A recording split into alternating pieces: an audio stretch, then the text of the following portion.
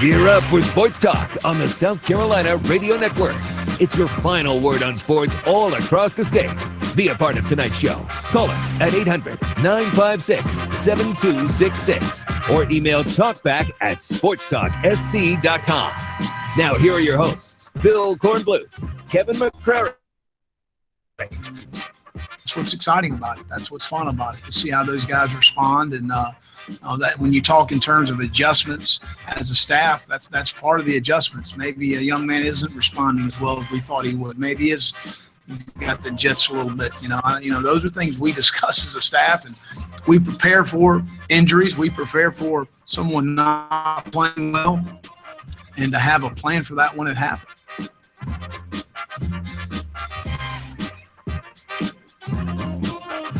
Good evening, everybody, and welcome back into Sports Talk, South Carolina Radio Network. The night before we kick it off here in Nashville, Tennessee. Phil Kornbluth here in Tennessee to cover the Gamecocks and the Vanderbilt Commodores. Tomorrow night from Commodore Stadium, we're coming to you from our broadcast headquarters right in the heart of downtown Nashville, about a block off Broadway. One happening town is Nashville. One hot town, too. It's 91 degrees here today. Looking at the weather for tomorrow, it's going to be hot and humid. 85 projected high tomorrow, 65. The low tomorrow night. Humidity will be in the 70% range. So this will be a test of the preparation physically for both teams as they go at it tomorrow night on ESPN. South Carolina and Vanderbilt. And we tonight are going to get you ready for that game, USC Auburn and Clemson. USC Vanderbilt and Clemson Auburn, with a variety of members of our Sports Talk family. We'll have first up the M&M boys, Will Merritt and Corey Miller, coming up at the bottom of the hour. They'll debate their teams and their game. The football filibuster, a little bit after 7 o'clock. Governor Jim Hodges and Governor David Beasley. It's a new year, and Governor Beasley won for the first time ever. Governor Hodges' first ever defeat in the long history of the football filibuster. Then, bottom of the second hour, Chuck Reedy returns as our coach and our newest member of the Sports Talk family of analysts and experts, Steve Tannehill. Former great USC quarterback, now a private citizen, a businessman, working in Columbia after stepping away from coaching after several years as a highly successful high school football coach in South Carolina. So we will have his insight on the Gamecocks and the Tigers. Both of these guys go both ways when it comes to the Gamecocks and the Tigers. They have contacts on each side. They follow both. They can give us great insights. We've got tremendous stuff coming up for you tonight here on Sports Talk, plus your phone calls here early on.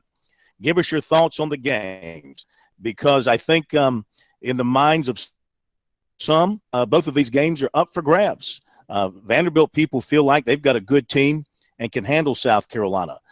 I think some diehard South Carolina people think they're going to get off to a good start. Clemson and Auburn, well, I think if you really pushed Auburn people, even though they respect Clemson highly, they think Clemson's walking into a trap on Saturday night at Jordan-Hare Stadium and will knock off the Tigers. And again, if you ask a Clemson fan, anyone around Clemson, they are exceedingly confident about their team and their chance to do what they did last year. Your thoughts, 800-956-7266 is how you can dial in and get to us. Email talkback@sportstalksc.com, and on Twitter. For those of you who can't get to us via the phone, we do have a thread running on our Twitter account at SportsTalk SC on Twitter, where you can give us your predictions on the games, and we will share those with the audience as well. Professor Tom Hayes, K-Mac, Kevin McCrary in the air-conditioned studios of Learfield headquarters in Columbia, South Carolina, holding down the fort, ready to rock, ready to roll. Yes. And by the way, I hope you hit Jack's Barbecue tonight to get your pregame meal on there at Jack's Barbecue on Broadway Street, one of my favorite little joints there. That's usually where I do my pregame before I actually hit all the honky tonks. That's a good base when you're going out to hit the honky tonks. And that late night, I know you'll be tying one on tonight, Corn, the party animal that you are. You have never forgiven me for usurping the Nashville trip. I really haven't. No, I mean, that's a tough one for me because I love that town. I love that trip. It's very hard now that your son lives there. So you go there every stinking time there's a sporting event up there. So I can't go hit some of my favorite watering holes and listen to some good music and see some good people. But hey, it's okay. I'll live vicariously through you, Corn. I'll be in Columbus, Georgia tomorrow night, making my way towards, or not tomorrow night, Friday night, making my way towards Auburn. So I'll be thinking about you whenever I'm sitting at the Applebee's. That's a great place to have a cold beverage. So what'd you think of what I said in the opening in terms of these games maybe being a little more up for grabs? I mean, obviously South Carolina and Vanderbilt, we have felt all along, no clear-cut winner there. But, you know, back in the summer, back in the spring, I think we all felt ultra confident that Clemson would have not too much trouble with Auburn. I've backed up from that a little bit. I still think Clemson will win. I would take the points. In fact, I did take the points in our picks that we'll go over here shortly. I'll take Auburn and the points that they're getting at home, but I still think Clemson will walk away with the W. Yeah, I'm moving toward Clemson because I think Dabo Swinney has a pulse on, and most coaches do, but a lot of them don't figure it out, that a lot of times it's not about talent, it's where your mindset is. And I think Clemson knows that the way they played last year may not cut this year because now they're going to get everybody's real big shot, and they have to turn up their intensity another notch, especially going into a venue like Jordan-Hare. So I think it's going to be dicey, maybe for a quarter or maybe a half, but I think Clemson gets a two-score lead and take control of the football game and really take the pressure off some of those young guys who are getting their feet really wet starting on defense. So I think Clemson wins that football game. The interesting thing about South Carolina, I read this somewhere, guys. I can't remember where I read it. South Carolina has a senior quarterback, albeit a former walk-on, who has played in some tough venues, and you got two freshman quarterbacks, maybe one or maybe both play. I don't know. But the key point is I was sort of surprised that Kurt Roper, as I saw listed, will be in the booth, because I'm thinking if I'm the quarterback guy, especially if it's a young quarterback, don't I want him coming off the field and looking me in the face, and I want to see what's in those eyes to see if he's shell-shocked or whatever. But apparently Roper's going to be up in the booth, which surprised me, K-Mac. Well, I mean, wherever he's comfortable, maybe that's where he's been in the past. And Muschamp did say we don't know who's going to start, but he didn't even hesitate when he said he's going to play two quarterbacks. So you are going to see McElwain's debut tomorrow night in Nashville. I still don't think he'll take the first snap, and I don't think there's any need for that, especially since you have a guy that started on the road and has a win over Vanderbilt on your roster. Corn, I threw out a little flash poll on Twitter today, and over 300 people have voted on it, and it was, how confident are you as a Gamecock fan in tomorrow night's opener against Vanderbilt? The choices were, we got this, I'm a tad bit nervous, I've got a bad feeling, or we're screwed. And 46% right now say I'm a tad bit nervous. 31% say we've got this. 13% I've got a bad feeling. 10% we're screwed. Yeah. Well, that's understandable. I think if you are a South Carolina fan, this is the great unknown. You don't know really what to expect from the quarterback, to the starting running back who's brand new, to the receivers who are practically brand new, to the defense, which has been totally remade. You don't know what you're going to get, so I can understand the trepidation. Then again, Vanderbilt is starting a quarterback who's got limited experience. He did start the last half of last season and got some wins, but he only completed 42%. But where Vanderbilt kind of stands out is they have a veteran receiving core, much more experience at receiver than South Carolina does. South Carolina has the edge on the offensive line in terms of experience. Vandy definitely has the edge in the running game with Ralph Webb. So there is advantages there both ways, and we'll talk more about it in a moment.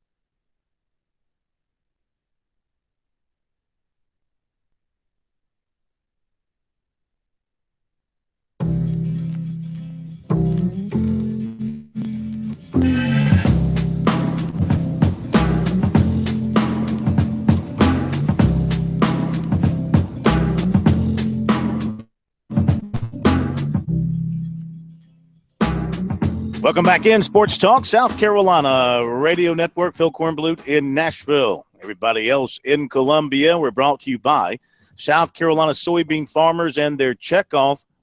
SCSoybeans.org. Pork powered by soy. 800-956-7266. That's our phone number. Email talkback at sportstalksc.com and on Twitter at SportsTalkSC. So how you feeling about tomorrow night's game, USC and Vanderbilt, Clemson and Auburn on Saturday night? in Auburn on our poll question at sportstalksc.com. How will USC and Clemson do in their openers? Right around 46% of nearly 400 voters say both will win. About 33% predict Clemson wins, USC loses. Around 20% predict USC wins, Clemson loses. And not very many think both will lose. Under 2% believe both will lose. So the majority believe that the two of them are going to come away with wins in their openers. And then you factor in Clemson winning or USC winning only. More people believe Clemson will win. So a lot of people leaning Clemson's way, and justifiably. So you look at the matchup, and I would say offensively for Auburn, I got a feeling Sean White can be pretty good. I think the experience he had last year, he won 3 games, including their bowl game last year, 58% completion percentage, and protecting the football. I imagine that's what he did best in camp, and it's why they're trusting him with the opening assignment against Clemson. Now, who's going to emerge as their main running back? Because they lost both of their top runners, one to graduation and one dismissed from the team. So they have to develop somebody there. Their receivers don't necessarily scare you like they used to. So it's a question of who's going to emerge there. But their offensive line looks good. But the tricky thing for Clemson is I think Auburn's defense is going to be really good, guys. This could be, when you look up and down the line, one of the best defenses Clemson will face this season. Probably Florida State clearly would be number 1 and Auburn number 2. So I think what Clemson's going to have to play good, sharp offensive football to move the ball and score points on this crowd. Well, the interesting thing, Auburn historically, even though they've had a salty defense, their back seven seem to be smaller than the average SEC team. Very fast, but some of their linebackers look more like safeties, in some instances like corners. But Clemson is a quick offense. It's almost like if you're Clemson, if you had your druthers and you get a lead, you want to keep that defense on the field and pound them.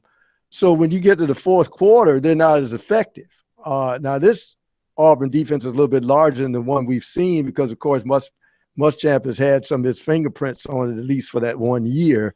But you're right. They're a tremendous defense. But I think if they can be kept on the field, you can wear them down, which I think at intervals Clemson will try to do, K-Mac, if they get an early lead. Both these teams like to go. They like to have a lot of speed and tempo when they're running their offenses. I'm curious to see if one or both of them will slow things down. I think Clemson will want to go fast. I don't think they're going to try to slow things down. But if you're Auburn, do you pump the brakes a little bit and try to keep the ball, control the ball a little bit, let some play clock wear down or run down to keep that Clemson offense on the field as much as possible? Because the old adage, they can't score when they don't have the ball, it proves true when you have a high-powered, high-octane offense like Clemson. The more cracks they get, the more plays they run, the more likely they are to hurt you. So that's going to be very big. Yeah. I think Malzahn is going to crank it up as quickly as he can, as full speed as he can with this group. 2 years ago in 2013, when I guess 3 years ago, 3 seasons ago, 2013, when he was first there, they played for the national championship. They had over 1,000 total yards that season. And last season, they were down to 4,000 total yards. So the drop has been pretty steep from the production level they hit in year one. And you can probably attribute a lot of that to what at quarterback and the problems they've had there at quarterback since his first year, when he took a defensive back and made him into a quarterback who could run their offense really, really well.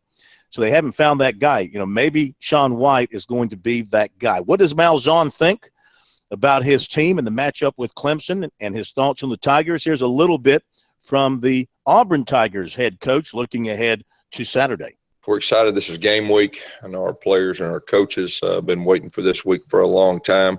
we're very excited about playing at home. I think that's going to be very important this first game.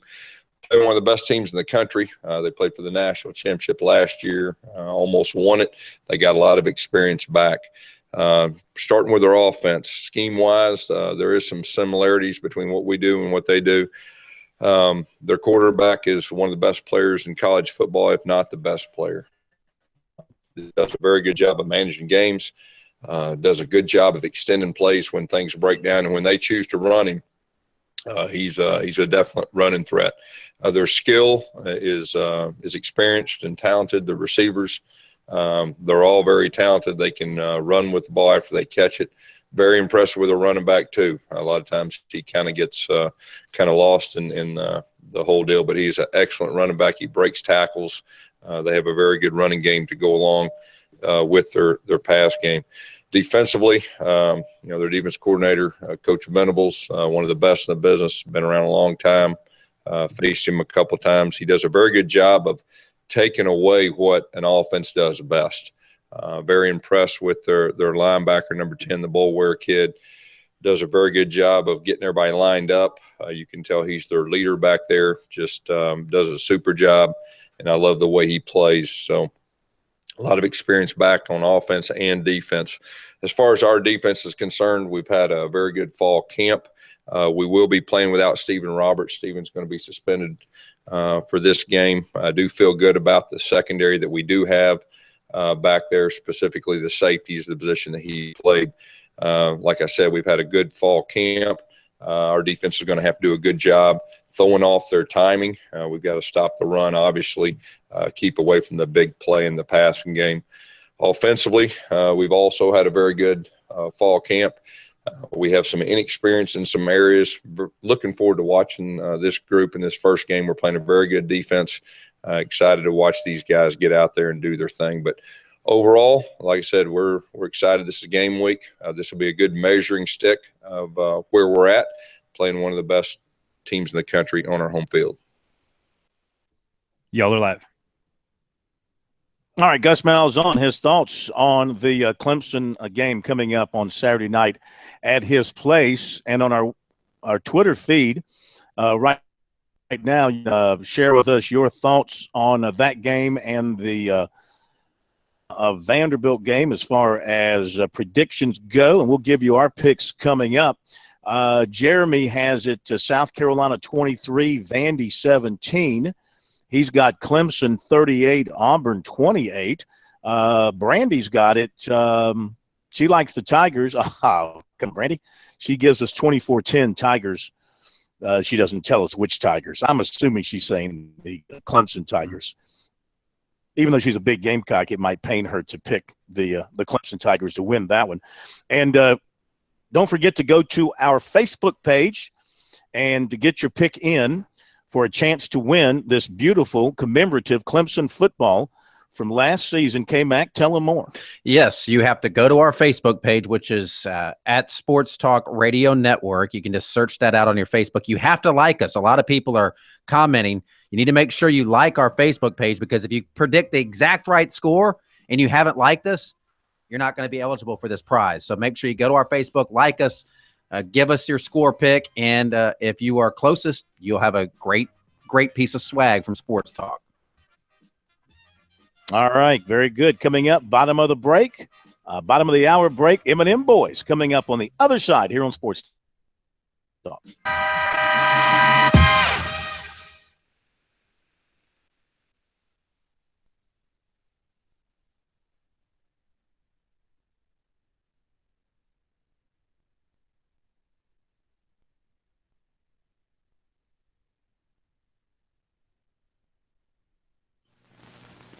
I'm an M&M's plain chocolate center. And I'm a roasted peanut. And he's the M&M's candies man. Who dunks M&M's? Who dunks M&M's? In chocolate, take your guess. In chocolate, can you guess who covers them?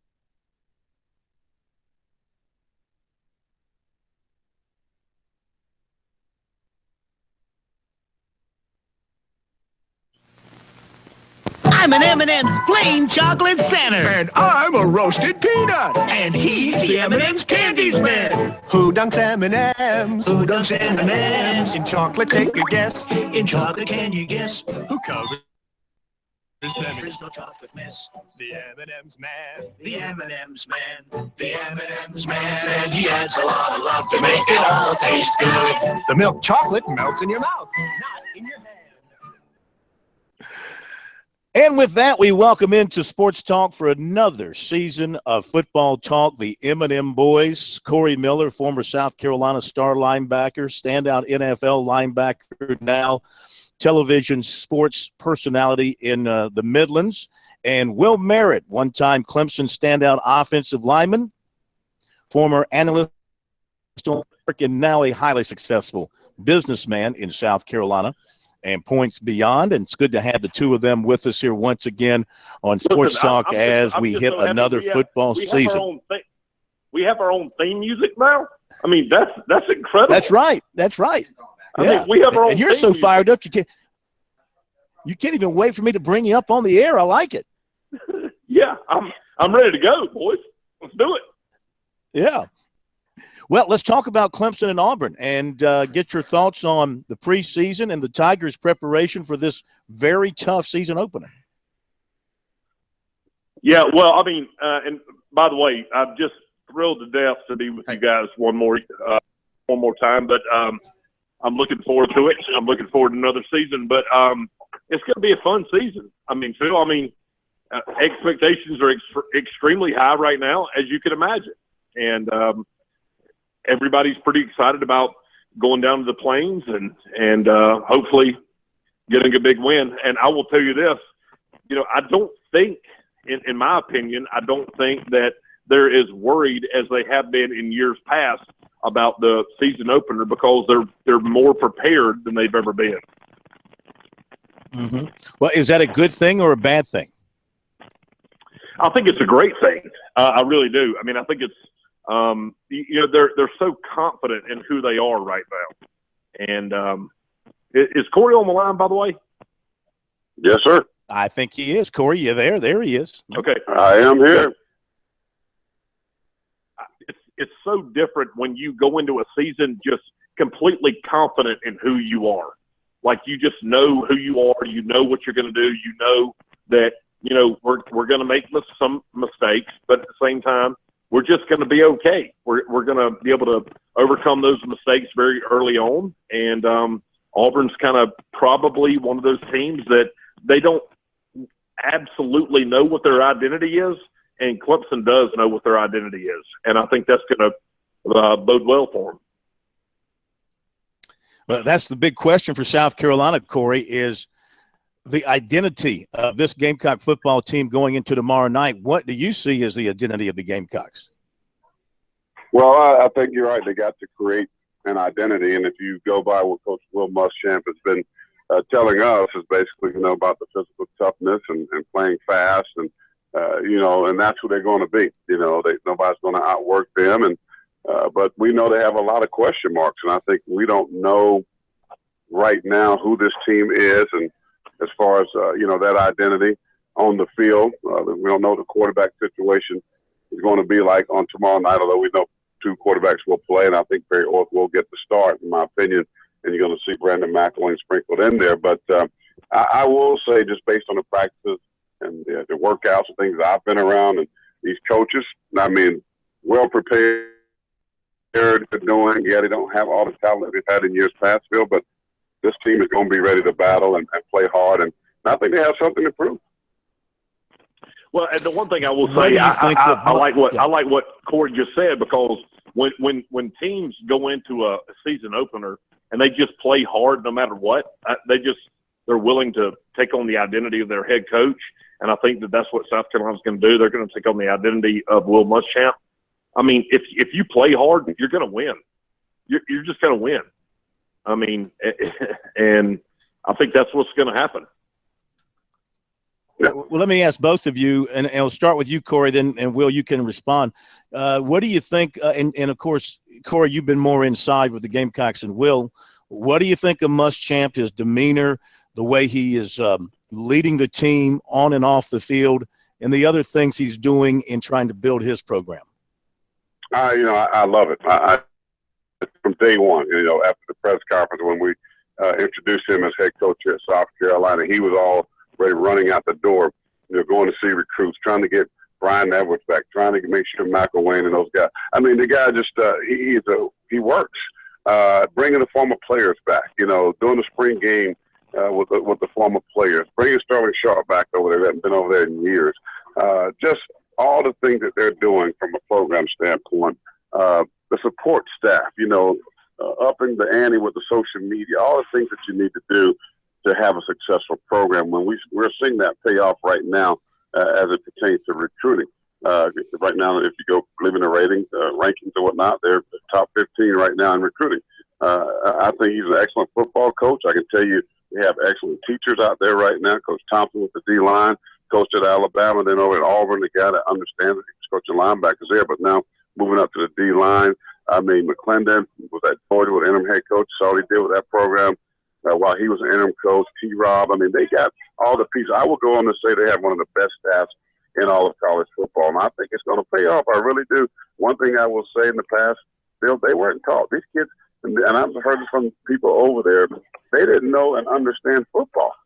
And, gap control, gap integrity, how to do certain things, footwork, hand placement.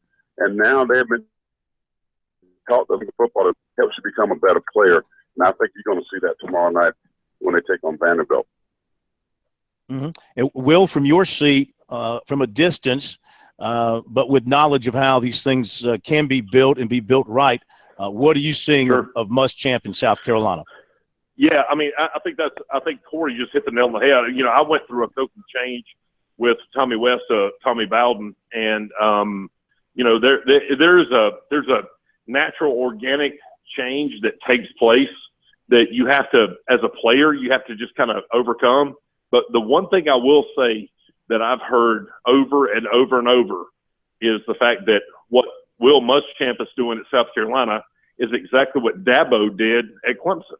Like there's a similarity between him instilling just like passion back into the program. And I think that's going to be good for the state. I really do. Now, as far as the Tigers are concerned, Will, are you at all concerned about what's happening at defensive end? Austin Bryant being out for a few weeks, new starters there, one new starter at corner, maybe a little bit of there's a little bit of changeover at safety. How do you feel about that? Is this defense going to be as good as it's been the last 2 years? Yeah, I talked to Coach Venables probably 2 weeks ago, and he's as excited about this defense as he's been in years past. I mean, he thinks that they're just going to be okay, that you're just going to be able to replace and go. And Phil, honestly, I'm not really worried about them. I really am not. I'm not worried about what this defense can do. I think they're going to be okay up front. Brandon Streeter and I talked about it 2 Fridays ago. He goes, when we go into practice, we've realized that this defensive front, that even without him, they're just hard to block. They're difficult to block. And we can double and triple team certain guys, but you know what? The linebackers scrape well. They fill gaps well. They read clear and cloudy. They bail when they're supposed to bail. They're into coverages. They look at wide receivers coming across the middle. They don't let bubble screens hurt them. And all those things, to me, are things that Auburn could do to kind of hurt Clemson in game 1, and I don't think they're going to do it. I really don't. All right, guys, 45 seconds. Let me get your picks real quick. Corey, what do you think about Clemson, Auburn, and USC Vandy? Who do you like? Well, Clemson, again, going on the road. It is a big-time atmosphere, an SEC team that has a lot of history and passion. They got to replace 7 guys on the defense. Their offense is going to be crazy impressive. I think they win it, though. I do think it's going to be a very close one by 3 points. All right, hang on. We'll get the other pick and Will's picks after this break. Sports Talk with the M&M Boys. Be right back.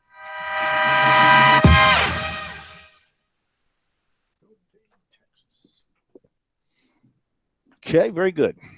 Hang on, guys. All right. Appreciate Corey, you. you there? Appreciate you. Yeah, I'm here. Corey, Can you hear me? Yeah, I'm here. Corey, can you hear me? Yes, sir. Can you hear me? Good, man. How you doing? Doing well, my brother. How you doing? I'm doing good, man. Hadn't talked to you in a minute. I know. We got the football season. We kind of do other things, but yeah, man, everything's well. Just busy here at TV stuff. A lot of high school and You still down there preaching the good doing word? it all, brother. Preaching the church on the field, you know, and I mean field, PHIL. How's your boy doing down in Alabama? He's doing awesome. He's going to be playing a lot this year. That's second awesome, team Sam, but he's first team, you know, nickel Sam, first team rabbit Sam. Is he playing strong side or weak side? He plays Sam, strong side. Okay, he does. Good. Yeah, but he'll play both. I mean, you know, they got Sam and they have Jack. You know, they sometimes a buck, but those guys are more like defensive ends. But is he nickel, a pretty big? Is he a pretty big kid? he's about 235. You know, almost 6'5". But he's just crazy athletic, man. He can run and go save. You know, when you're playing these spread teams, you know, that's his type of game. Good news is he's like his mama, not his daddy. Yeah, he's tough like his mama, look good like his mama. I don't know what he got from me. Probably got a hard head. And you. How about that? he got a black from you. It's half black from me, and it's his stubbornness. You know what I mean? He does have that. So, but hopefully he'll use man, that stubbornness on I'm the happy field. for him. Yeah. Check him out, man. I know. What's his name? Is it Trey? Christian. Christian, number 47. Okay. You'll see him out there. I'll watch out for him. He'll have a chance to, you know, sacks. I mean, he can go get it now. They can't block him down there. I'm talking about their first team. They're all America. He can. He's got a pretty good burst off the speed. I mean, yeah, he runs a 4.5. He tested in the spring 4.59 or 4.61. I can tell you that right now. That's yeah, he can go get it now. He can go hunt. I thought that's all you need to do. Keep rushing the quarterback. Don't be worried about taking all them traps. Go hit. Just tell him to go hit him right in the mouth. Yeah, go hit that quarterback. They Right in the say mouth. that quarterback. Hit him right in the mouth. Hit him right in the mouth. You know about that, don't you, Phil? I know how to be Is hit Phil right on in the the line? mouth. Yeah, I've been listening to you too. Yeah, Phil, he hit him in the mouth. He thinks that means kissing. Listen, Phil gets hit in the mouth. Phil doesn't hit anybody in the mouth. He gets hit in the mouth. Hey, back in the day, I was the best 130-pound offensive guard at Atlanta.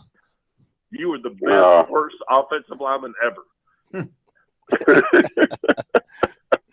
All right, hey, Jared, take these two guys down. They're giving me a headache. They're going to come back. All right, stand by.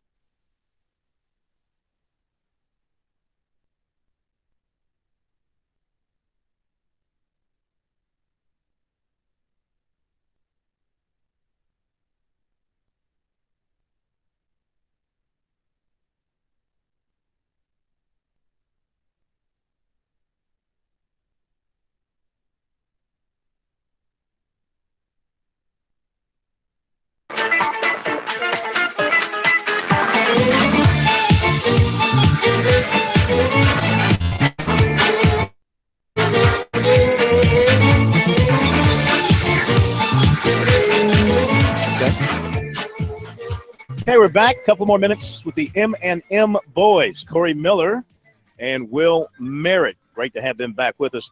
All right, so Corey, you were giving us your picks. So did you give me an actual final for Clemson, Auburn? Did you say you like Clemson? I like Clemson. I know folks don't. Ricky Carter went off the road. I am taking the Clemson Tigers. I think their offense is phenomenal. Sean Watson is an excellent person and an excellent athlete. I think they're just going to outscore Auburn. I do think Clemson defense will give up some plays just because they got to build that camaraderie. But I think Clemson wins in the end. 20. And I'm going to say 34-24. Okay. What about the Gamecocks indoors? the Gamecocks, and nobody's taking the Gamecocks. And the fact that Vanderbilt comes to SEC Media Day and guarantees anything, that's a shocker. you still a Vanderbilt. I know Mason is trying to change that atmosphere. You got 40,000 seat stadium. That's not scaring anybody. You can have a whiteout, a blackout, or green out, but you're going to lose this game in South Carolina. Will Muschamp will get his first win of his career for the Gamecocks. On a low-scoring game, I'm going to go 21-17. Yeah, that's. I don't think there'll be a whole heck of a lot of points scored in this one. Okay, Will, what do you think about? Yeah, what do you think about the Gamecocks and Commodores? Unfortunately, I have to agree with Corey on both of his picks. I think Clemson's going to win. I think that they'll probably outscore Auburn. I think it's going to be probably somewhere in that 40-20 range. And I think South Carolina's going to do the same thing. I think they're going to probably out-athlete Vanderbilt, and it's probably going to be in that high 20s to low teens type score. So I think both the Palmetto State schools come away with the win. All right, guys, listen, we thank you so much. Have a great weekend, and we will catch you next week. Look back at this weekend's games and ahead to the next one. And thank you again for being with us this football season. We look forward to spending the next 3, 4, 5 months with you. Yeah, can you change that bumper music? Man. I need some hype music, man. I don't need that country music. Give me some hype music. I'm so happy to have my own intro music. I don't even know what to do right now. I'm so excited right now. Nobody's ever done anything that kind to me before. I'm excited. And I guess only going to get chocolate. Better. Hey, we're not identifying. You can claim either one of them that you want to claim. You can be the milk chocolate or the roasted peanuts. All right, guys. Have a good one. All right, guys. Listen, Thank you. I've been called worse, okay? I've been called a lot worse. Yeah. So I'm okay with that. I'll take milk chocolate. We appreciate it, guys.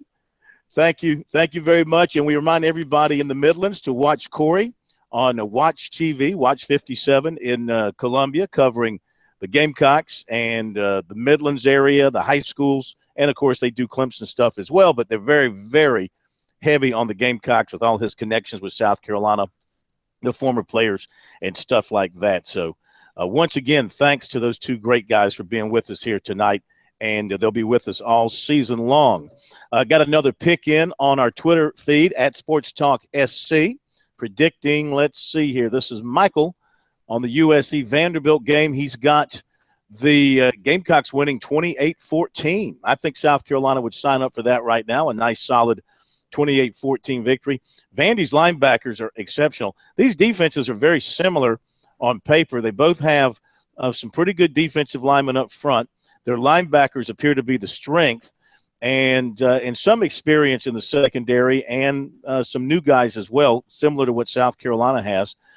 And two head coaches who are defensive gurus in their own way. So the points may come at a premium in this one. Lee Sterling, who'll be with us on Friday nights again this season, he likes Vandy laying the 4.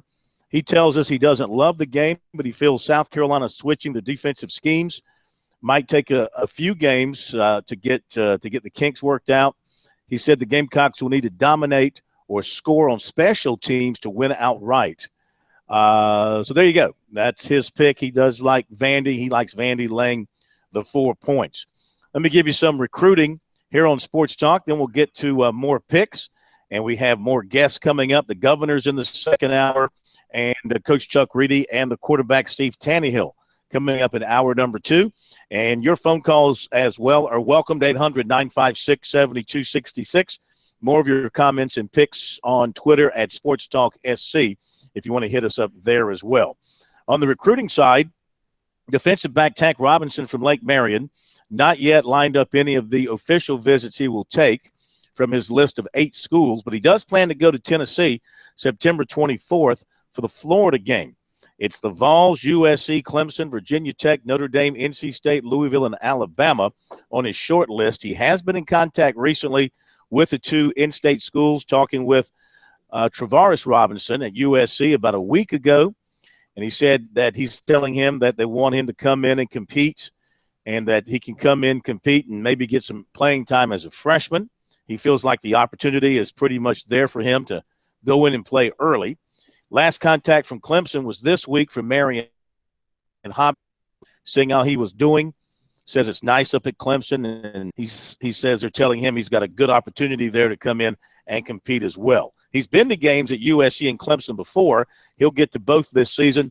No favorite right now. All the schools are the same with him. USC and Clemson are even with him. He did say NC State has been recruiting him harder than the rest. Receiver Justin Marshall of Covington, Georgia, did commit to Louisville today, but he says he will take official visits. He has a USC offer. 2018 defensive end Xavier Thomas of Wilson says he's expecting USC to scout him on Friday. He is going to go to Auburn on Saturday. In basketball, 6'7" Wyatt Wilkes, Winter Park, Florida, committed to Florida State. He also had a Clemson offer. Florida State is putting together a very good-looking basketball recruiting class. 28 SC target, small forward Zion Williamson of Spartanburg Day, was offered by Duke. This guy, Zion Williamson, by the end of the day, may have more major offers than, I don't know, Raymond Felton pretty much had all the major offers you could handle. And I guess his nephew, Jalik, or Jalik, I guess it's pronounced, pretty much the same thing. But Zion Williamson, he's just loading up. He's got North Carolina, Duke, Kansas. All the big boys are jumping in on him. Had a great summer. Must be a heck of talent for all those coaches to offer him. All right, there you go with recruiting. Always available for you on our website, SportsTalkSC.com. Make sure you check it out regularly. And on Twitter, use the hashtag STRecruiting. Craig comes in on Twitter with USC over Vanderbilt, guys, 23-19. Are you seeing a trend here on Twitter for the Gamecocks to beat the Commodores? Well, hope springs eternal in the opening game of the season. I think it would be pretty alarming if Gamecock fans didn't think they were going to beat Vanderbilt. Even though it's on the road and it's in the SEC, you have a lot of questions. It is still Vanderbilt. Yeah.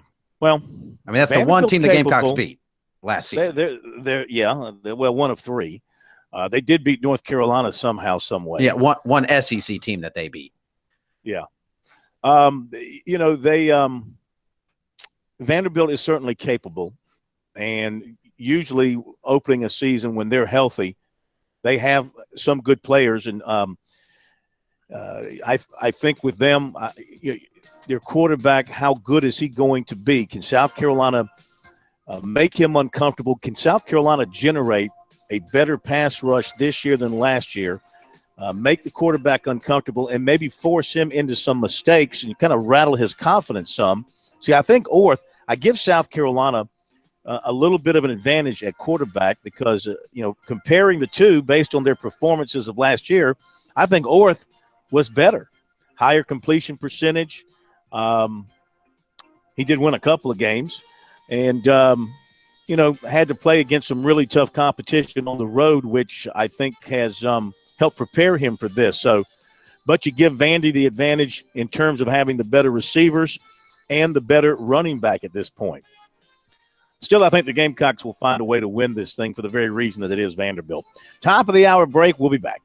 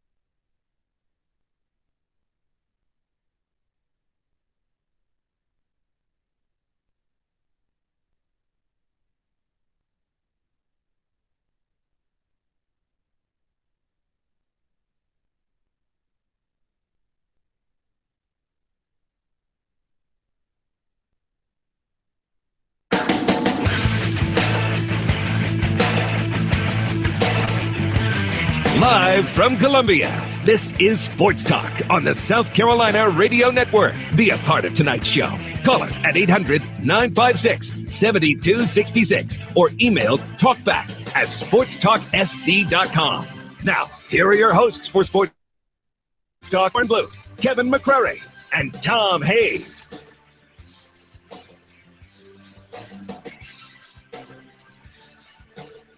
Okay, we're back. Sports Talk, South Carolina Radio Network. Phil Kornblut in Nashville ahead of the USC Vanderbilt game. Kevin McCrary, the Professor Tom Hayes, and Jar Mart back in our studios in Columbia. Tonight, we roll out all the superstars of Sports Talk during the football season. We have heard from the M&M boys, and now it is time. We didn't play our we got to play our theme song for the football filibuster, Jar Mart. Yeah. Have we got that? Have we got that, Jar Mart? We've got it, but we came in on the top of the hour, so I went with the sports talk. But we can we can still fire it up because go ahead. Let's have we can't introduce these two dignitaries without this music.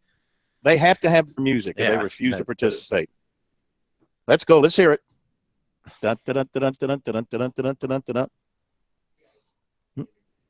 Oh, a producer who needs more time. I thought we hired a producer that was like Johnny on the spot, quick at the trigger. The governors do not like to be made to wait. These are guys that are used to having people, bring them their cars, bring them their food, bring them their cigars.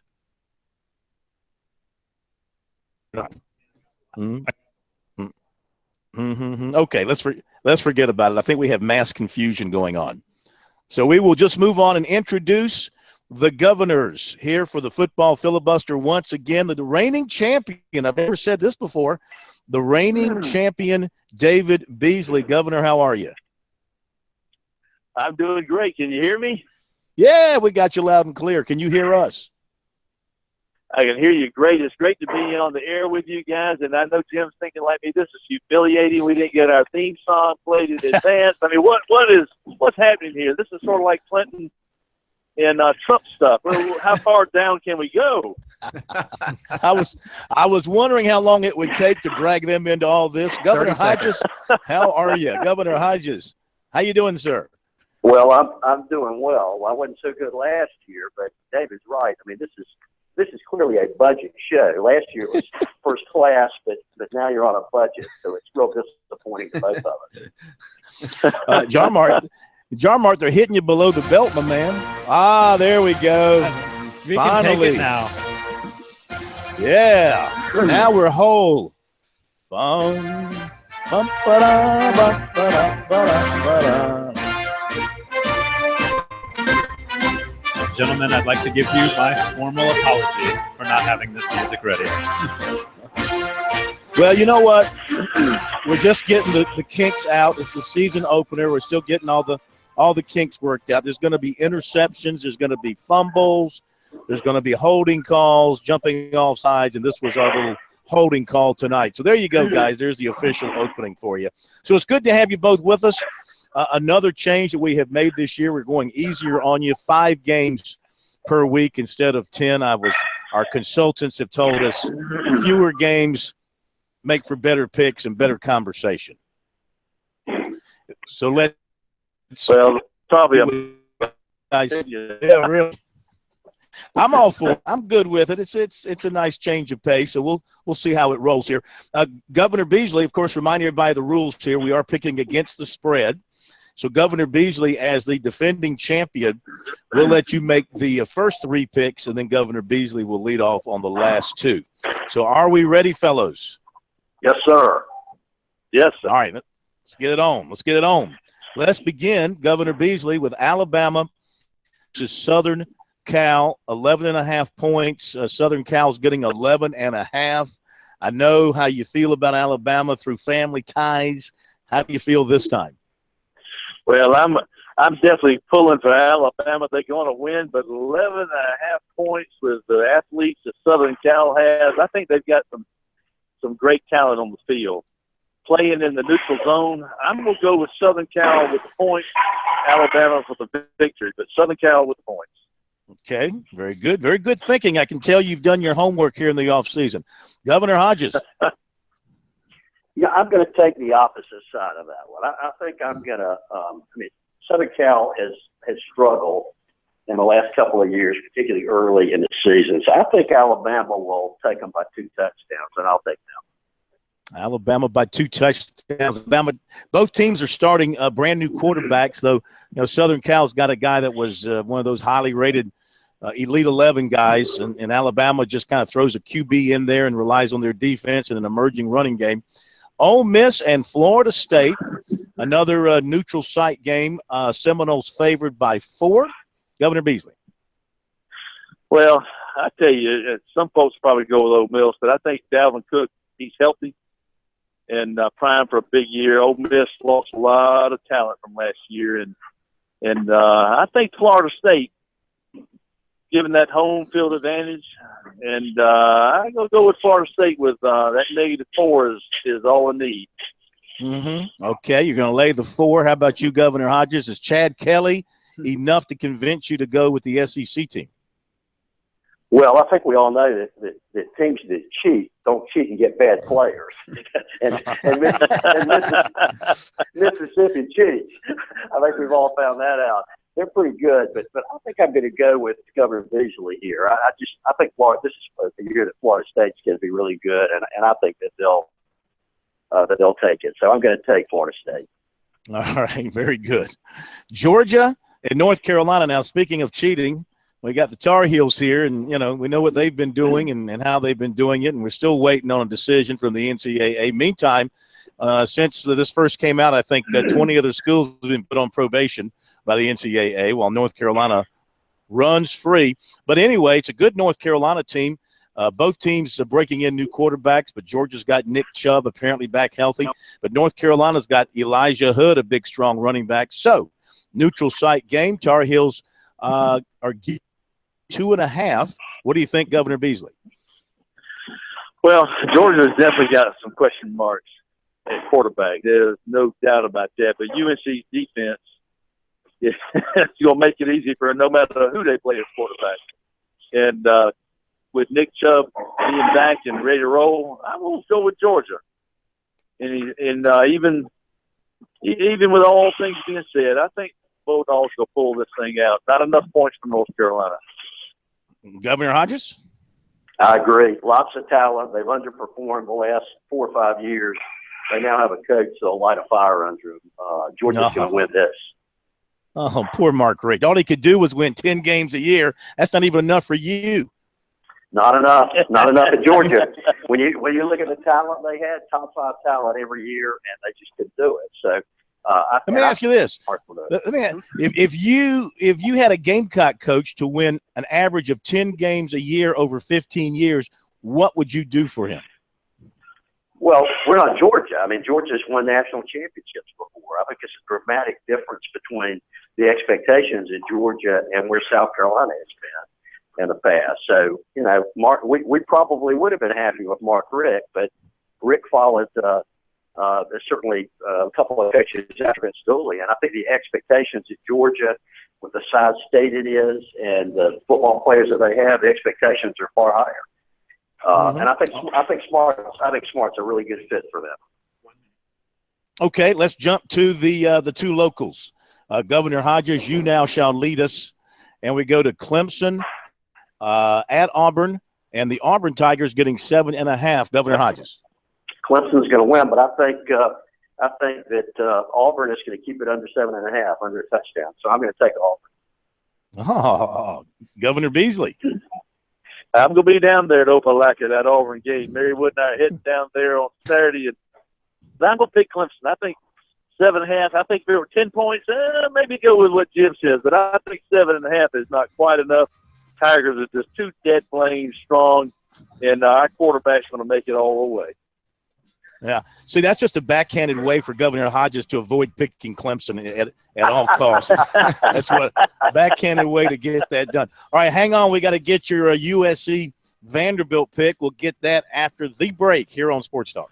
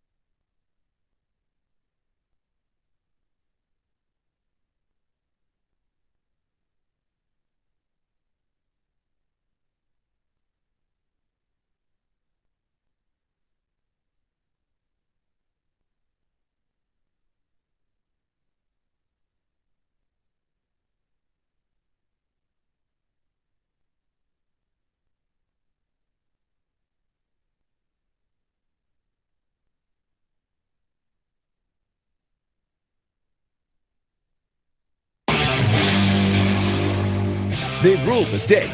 Now they rule the airwaves. The football filibuster with Governors Hodges and Beasley is next. This is Sports Talk.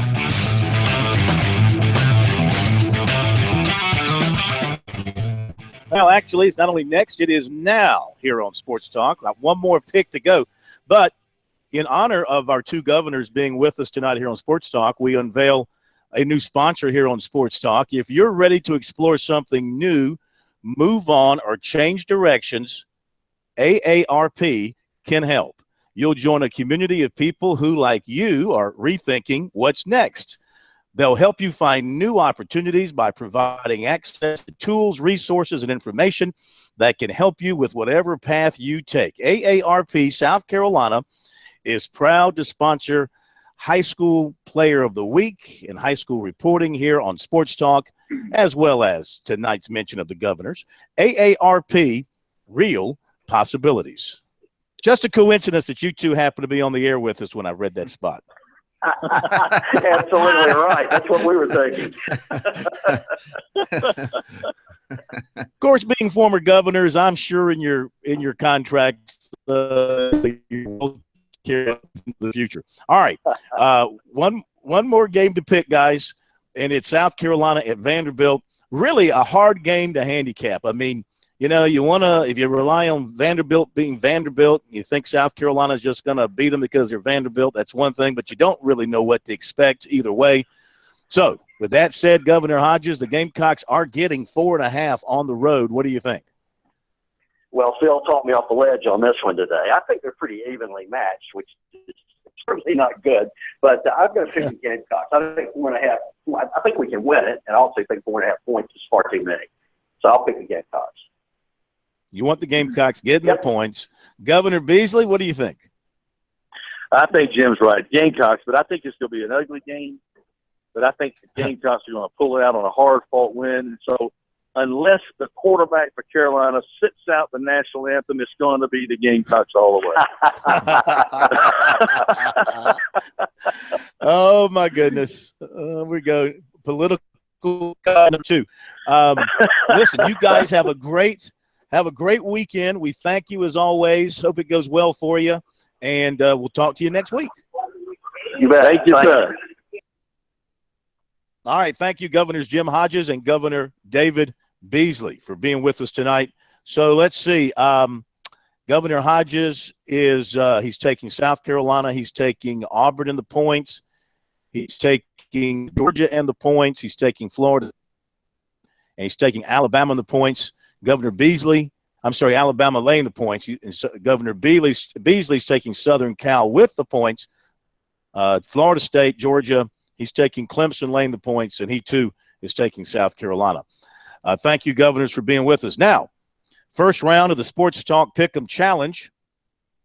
I can't remember who won last year. Who ended up winning last year? Was it? I'm pretty sure I did. If we don't remember, yeah, I'm like 99% sure that I won. I think Matt won it, didn't he? Or was it Kevin Cohen? Matt. No, it wasn't Kevin Cohen. I'm pretty sure it was Matt the Newsman. Matt the Newsman. Yeah, I think it's pretty short. These guys. Pretty sure Matt the Newsman. You know, it's got nothing else to do but pick games. So, all right, here we go. Alabama, Southern Cal. Let's see. Pretty much a split here. And Jarmart is now participating. So he took Alabama. Kev Cohen took Alabama. Pro, you took Alabama. Rest of us took Southern Cal. So 3-3. Everybody's picking Florida State and laying the 4. I don't know. I'm a huge Chad Kelly fan. I think maybe there is something to what Governor Beasley said. You cheat, you win. They've certainly been doing a lot of both of that. But they lost so much from last year's team too. I don't know if Kelly's got enough weapons around him to pull this one off. I think Florida State's going to be really, really good. They seem to be excited about their young freshman quarterback who can do a lot of things with his arm and his legs, and Cook, of course, being back there. Georgia, North Carolina. Let's see. The majority here is picking Georgia. Pro, you're taking North Carolina. K-Mac, you're taking the Tar Heels. Rest of us are picking Georgia. I like Georgia. Chubb being healthy, I think they'll ride him as long as they can. And they haven't named their starting quarterback yet, I don't believe. But I think we're going to see a lot of Jacob Eason in there one way or the other. Jarmart, you being the resident Bulldog fan, no doubt subscribe to all the websites at Georgia and getting all the behind-the-scenes stuff. Tell me what you're thinking of that game. I mean, one of those is just easy. When Chubb's back, it's hard not to be on that hype train. There's so much good about him. He's cleared to play. I'm really excited about that. But also, what I see in UNC is that they lost 3 big games last year, and I think they just might have a little bit of that high, that marquee kind of game blues. They almost beat Clemson, but we can debate on how close that actually was. They lost to South Carolina in the opener, and also tanked their bowl game to Baylor last year. So I'm thinking that this, with the college opener, it's a tough game. They're going to have that. They're going to be as blue as their logo. I'll just put it that way. Well, see, here's the key I want to make about everybody's talking about Nick Chubb. Is he really Nick Chubb? Everybody knows it takes a running back about a year, and a lot of that is mental, to get over a devastating knee injury, to make that daring cut, that sort of thing. And by the way, a guy in light blue ain't that bad either in Elijah Hood, which North Carolina used 2 less of against South Carolina, or they walked away out of Charlotte with the win. And Corner, I get a feeling that Gene Chizik has started to make that North Carolina defense a little bit salty. So I think they can make it uncomfortable for whoever's under center at Georgia. So that's why I think I'm picking the upset. And I just see this as an opportunity.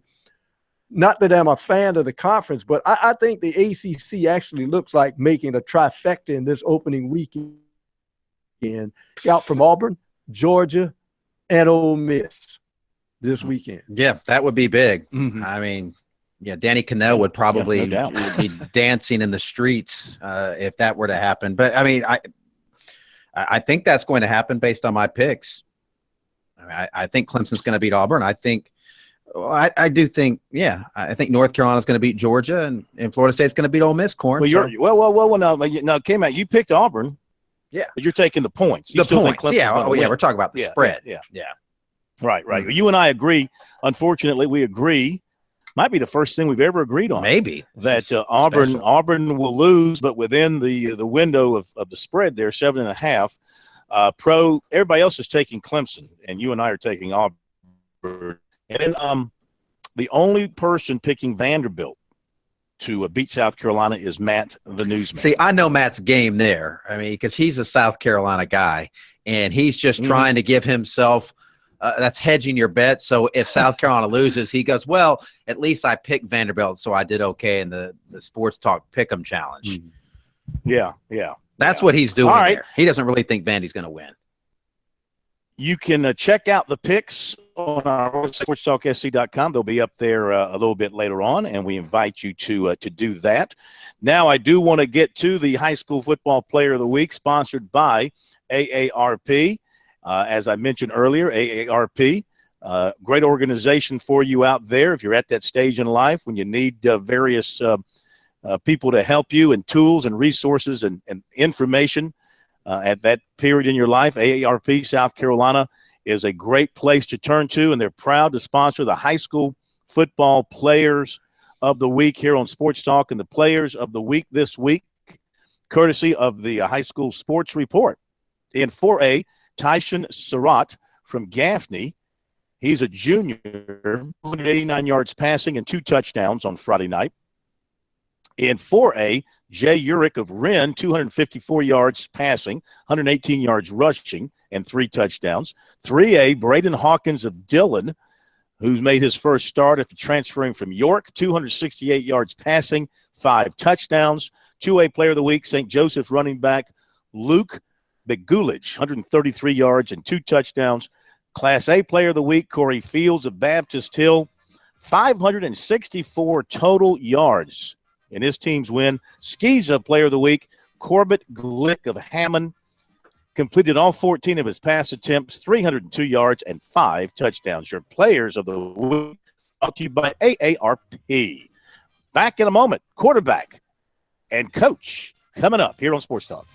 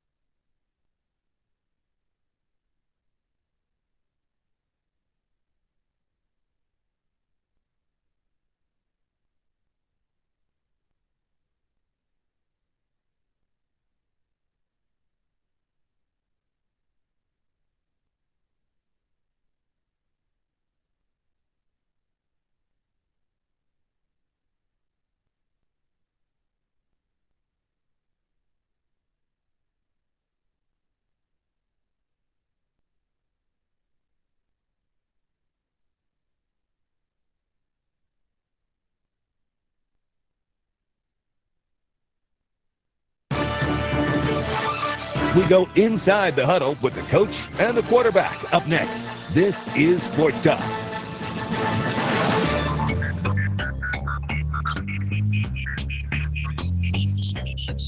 All right, welcome back in Sports Talk, South Carolina Radio Network. Phil Kornblut in Nashville here for SC and Vanderbilt. Tomorrow night, Kevin McCrary, Professor Tom Hayes back at the studios in downtown Columbia. K-Mac will be hitting the road on Friday to cover Clemson and Auburn this weekend at Jordan-Hare Stadium. So we got some great football games here and there and all around the country with which to open the season. One of the best opening weekends of the college football season in a long, long time. We continue to get you ready with another pair of our experts here on Sports Talk for the football season. Let's welcome back once again, longtime favorite, friend of Sports Talk, Coach Chuck Reedy. Coach, how are you? I'm doing great, Phil. Good to be with you again this year. Yep, good to have you with us. We have to pair you up with somebody new again this year because typically, people come on Sports Talk in this role and they end up getting jobs once again in the coaching business. Now, you would get a job if you wanted one, but you don't want one. I don't want one. No, I'm very happy doing just what I'm doing. We've had David Bennett. Yeah, we've had David Bennett come through. He got a job. Kevin Steele was with us. He got a job. Ellis Johnson was with us. He got a job. And now we welcome in former Gamecock great quarterback and outstanding high school coach in our state, Steve Tannehill, who I don't believe wants a coaching job again, at least not right now, correct?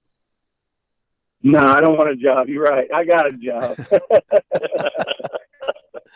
Well, it's great to welcome you to Sports Talk. We look forward to picking your brains and seeing what you have to say about various things as the season progresses with the Gamecocks and the Tigers around the SEC and the ACC. Steve, let's begin with you, keeping an eye on South Carolina as you do in the developments here in the offseason. What do you think of this team from what you know going into tomorrow night? Well, I think, everything I've seen and heard is they're doing it the right way. I think offensively, Carolina has to be the go-to guys, and I think they've got a good offensive line. I worry about the youth, but the inexperience at wideout, inexperience at quarterback, and inexperience at running back is tough in the SEC for sure. So I think the defense will play a lot better. Sky Moore not being there hurts. But I think, everything I've seen and heard, and I've been at practice once, I like the direction that they're headed in. It's just, the first two games, both SEC, both on the road, is tough when you're counting on a lot of young guys. Yeah. Chuck, what's your opinion of Will Muschamp from any dealings that you've had with the coaching profession? Did your paths cross very much at all when you were coaching? And what do you think of, what he's trying to do at South Carolina? We never did play him, anywhere that I was. But, the thing that he does, he brings an intensity to the program that's, been lacking for the last few years. And, I think that's going to make a tremendous difference. He's obviously, very intense and, and I think that they'll reflect that and they'll play, a little bit different than they did the last couple of years because of his, his demeanor and what he brings to the table.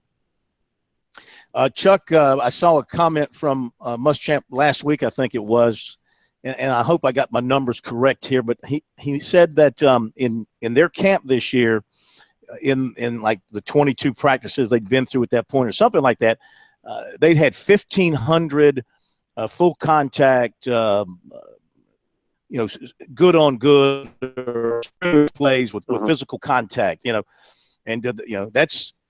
He believes in physicality and a lot of hitting. Does that seem like a lot to you? And is that you think that's a good way to approach things in football today? Well, I think where their program is right now, it is. I mean, they've got to develop toughness, and you don't develop toughness unless you're going, good against good, and you're going live drills. I mean, you don't get tough, by button people up and and that kind of stuff. So they've got to develop some toughness. Certainly, they were especially defensively the last couple of years have not been a physical football team. I'm sure he's going to develop that, and but you've got to have contact to do that. And once you get them once you get them physical and you get them where they'll hit you, then you back off. I mean, you can pull back, but until you get them where they will hit you and where they're physical, you've got to hit. And so I'm glad to hear him say that they've done that. Steve, if you could get a few minutes with Perry Orth before he goes out, most likely to be the starter tomorrow night, based on what you know of him and what you saw of him last year, what would you tell him to do and not to do this time around? Well, I think he gives us the leadership, and I think that's a very important part about playing quarterback is that leadership. I think he's got to play a little bit better. He missed some key throws on third down at that Clemson game last year, but I think we get everything he's got. I think they're going to rotate 2 quarterbacks. I think Perry will be fine, but there's big lights in that first college game. McElwain will be the one that need to, give him some running plays, give him some screen passes, give him something early to get his feet wet. Because it's different, and it doesn't matter how good of a player you were in high school, and how many accolades and how many stars you have. That first snap you take as a college football player is a lot different than every snap you've taken to that point. So I think Perry's fine. I think it's a good choice for him to be the starter just because he's played, and I think he gives everything. And he gives leadership from what I hear. He was one of the leaders in the summer workouts, and that's what you need. The quarterback has to be a leader. I just worry about the wideouts being so green that, it's hard for the quarterback to make some plays because of the inexperience of wideout. But I think Perry will be fine, but I think both guys play for sure. All right, let's talk about Clemson, Chuck. Come on now. Seriously, this is the golden age of Clemson football. Now, I mean, 81 was a nice year. Y'all did some nice things. But come on, this is the golden age of Clemson football now. Give it up. I don't know if it's the golden age, but they're doing a great job up there. Dabo's, he's got a great coaching staff. They're doing it the right way. They're spending money on facilities. They're spending money on assistant coaches. And they're recruiting right now at a top 5 in the country level. They're doing a great job, and they've got all the ingredients to make another run for it this year. Yeah. What about Chuck? This Auburn team they're facing, Kevin Steele. People want to.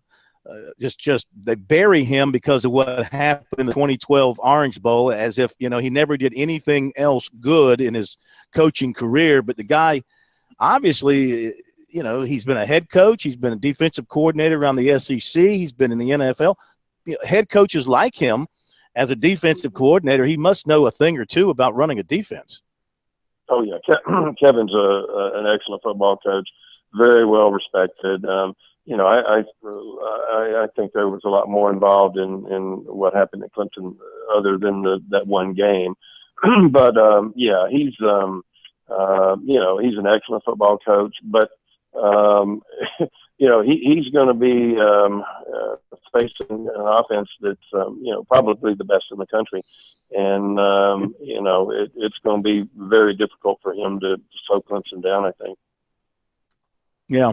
All right, guys, hang on. We're going to hit a quick break here. Come back with you for a couple of more moments. I want to get Steve's take on Clemson, that offense, Deshaun Watson, from his perspective as a former quarterback and as a former coach who used to spread it out and like to throw the thing all over the park. So we'll get that from him coming up after the break here on Sports Talk. A few more comments from him. And we've got another another college football preview from Carson Mason coming up as well in our final segment here on Sports Talk. We'll be right back in just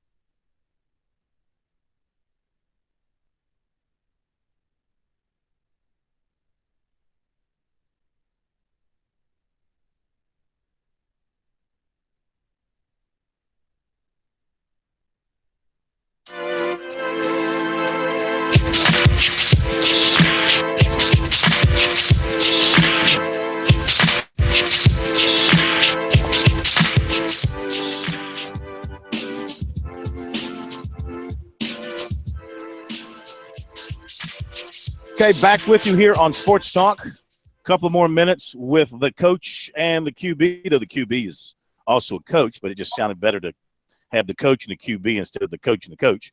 So, Steve, Clemson.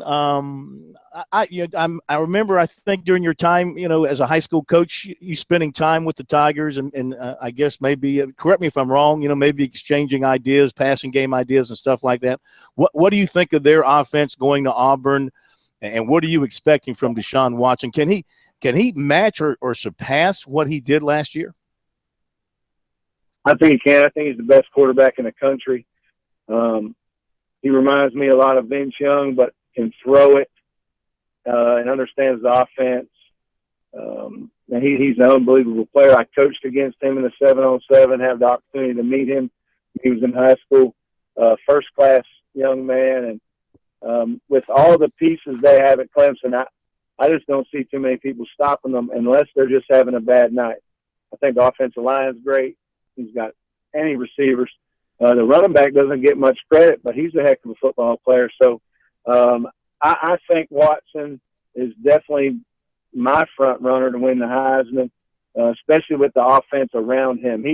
He's just got so many weapons. I think it's going to be hard for anybody to stop Clemson this year offensively.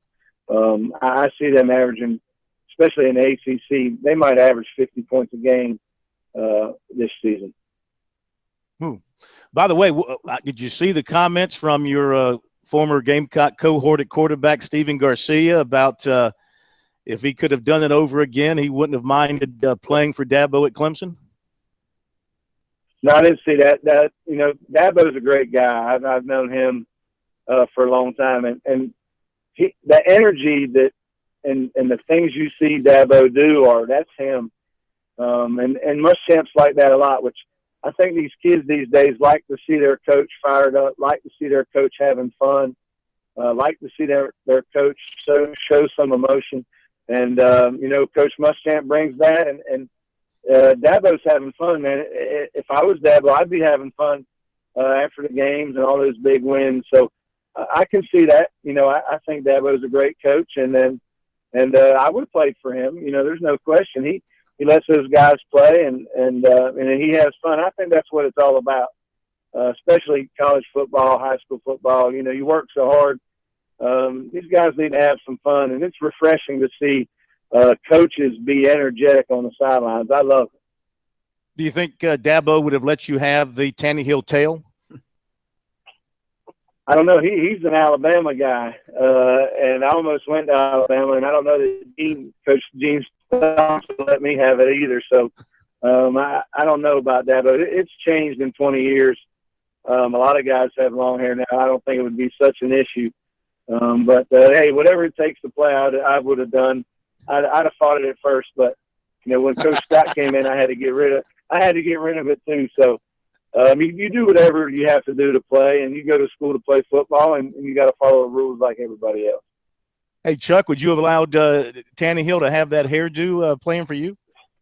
Yep. I never worried about their hair. If they could play and they were good, good citizens, I didn't worry about all those other things. So, of course, that wouldn't bother me at all. I'd like to have had him. I'd like to have him playing for me. That's all I can say. I don't know. Your reputation is your reputation is ground Chuck. I'm not so sure he would have gone for that. Hey, that's what we threw it in a play action pass and all that. He'd have been good. It would have worked out fine. Hey guys, listen, we appreciate it so much, and we look forward to spending the season with you guys on Thursday night talking about the games. And thank you for being with us tonight. Have a great weekend. All right, thank you, Phil. Hey, appreciate it. Hey, now come see me. Now come see me. Don't be afraid to come visit with me. Yes, sir. Over at tell us where we are once again. Tannehill's Group Therapy. Come by and holler at me someday. We're going to do it. Tannehill's Group Therapy. I think K-Mac has a I haven't been there in a while, but I have Therapy. to go back and check it out now that Tannehill's got his name on it. Yeah, Tannehill's Group Therapy in 5 Points. That place will be rocking this coming weekend, I'm sure, with the students back and football underway. Let's take a moment here to welcome in. It's not a SC Wild night here on Sports Talk, but Captain Billy Downer has joined us via the phone to share with us some information. Captain, how are you? Absolutely. Feel glad to be here. How are y'all tonight? We are doing great. We're wrapped up in football. It's football everywhere. Getting ready for the big Carolina game, I guess, starting tomorrow night, eh? Absolutely. What you got on your agenda? Phil, I appreciate you letting us talk tonight. But real quick, the department wanted to make sure that folks, before this weekend comes, this weekend, Saturday, being the opening of dove season in South Carolina, very popular, September 3rd, being our opening day for our dove season again. It's one of the most popular game species in South Carolina. A lot of folks come out, families field, so to speak, go out. Lots of friends get together to enjoy the pastime of dove hunting this weekend. And they just want to make sure that folks knew the basics. This year, the limit for doves is 12. In the past year, it was 15. And the limit was reduced to 12. There's been some question about it if people didn't know that. But the limit on doves this year is 12. And the first 3 days of the season, this Saturday, the 3rd, the 4th, and the 5th, the first 3 days, the shooting hours are 12 noon until sunset. After that, it's all day. So morning dove shoots can happen after the 3rd, 4th, and 5th. The reason we do those first 3 days that way is because 80% of the birds that are shot during the season are shot the first 3 days. That's why the season's so popular. We know that, so we're trying to protect the birds as far as folks not double dipping. Is some of the reasons behind that rule. But the 12 bird limit, folks have been asking why the 12 bird limit, and it's very simple. Last year actually was one of the lowest averages on our state WMA dove fields. It was down to like 3.75 birds a man. I'm not sure what a 0.75 bird looks like. Before K-Mac asked that, I don't know. Okay. It was less than 4 birds a man, and that was somewhat concerning. And so this year the limit was reduced to 12 to try to make sure that we have doves for the future, that we don't overtake our resource. But again, dove season coming up. I hope folks enjoy it. Be safe out there. What's required to hunt doves? Your state hunting license, a migratory bird permit, which is free, which you have to ask a couple questions, part of the Harvest Information Program.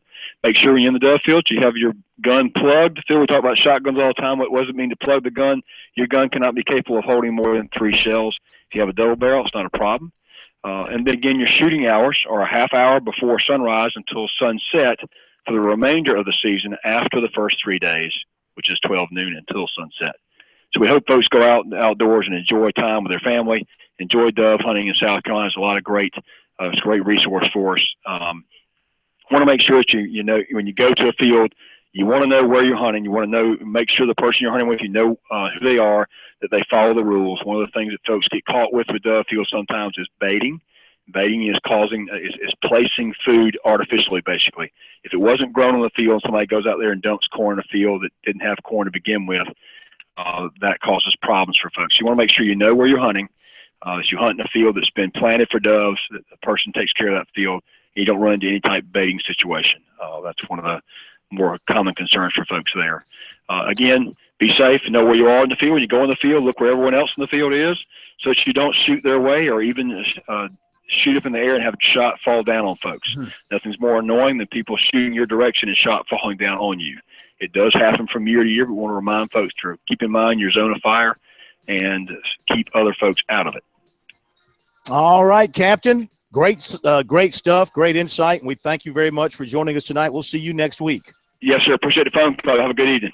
Yes, sir. Thank you, Captain Billy Downer. Couple of quick recruiting notes. Defensive back T.J. Carter of Nashville is going to announce on Friday morning USC as one of his 5 finalists, and that Wilson football game for Friday has been moved up to Thursday, so the USC coaching staff will not be able to go and scout him on Friday night because they're going to be pretty busy themselves on Thursday night trying to win a football game.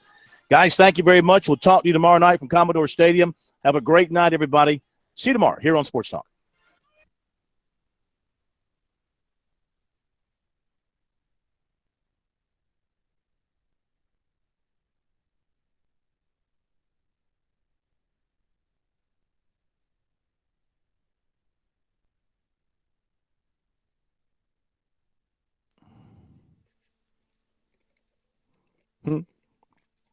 all these Gamecock quarterbacks coming out wanting to play for Dabo. I'm not going to sit there and say, no, I wouldn't play for him. No, I want him to. I want him to say, are you kidding me? He's Clemson. I ain't going to Clemson. No. That's what Guys Corey getting Miller would soft. say. These guys Yeah, are. Corey would say. Corey would be like, hell no, I'd never play for that guy. Never. Not going to happen. He's not tough enough. He don't hit enough. He don't know anything about football. He said that before. Oh, yeah. Remember? Yeah. He's kind of backed off that a little bit now. He can't say it it's as hard much. to. Yeah, you can't really. It's hard when the Cat's winning and playing for a daggone national championship. Can't believe we got everybody in on schedule. Is absolutely perfect. We got our game picks together. I'm looking forward to seeing how those look on the website tonight. Me too. Jared.